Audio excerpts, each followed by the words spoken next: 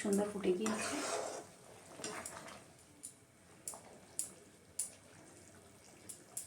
তো এবার দিয়ে দেবো আমি এই যে ডিমগুলা। এই দেখেন আমি এরকম কেটে কেটে রেখেছি পিৎজা সাইজের। তো এখানে দিয়ে দেবো এবার।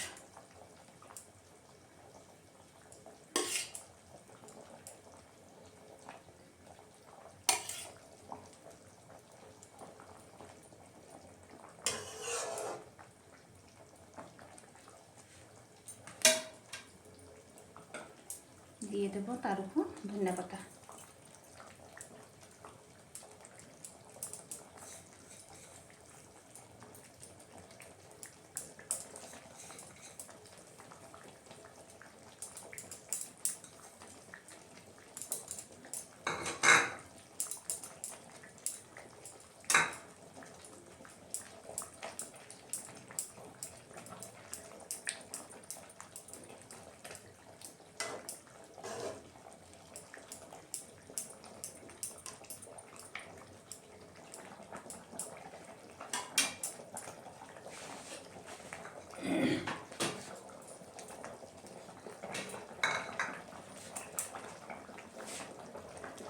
আমার রান্না কমপ্লিট হয়ে গেছে।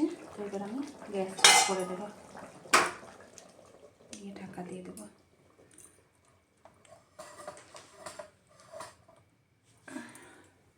যদি আমার এই রেসিপিটা আপনাদের পছন্দ হয়ে থাকে তো অবশ্যই একটা লাইক করবেন, কমেন্ট করতে ভুলবেন না। আর আমাকে ইনস্টাগ্রামে আর ফেসবুকে কিন্তু ফলো করতে ভুলবেন না। তো দেখা হচ্ছে আপনাদের সাথে নেক্সট ভিডিওতে। টাটা।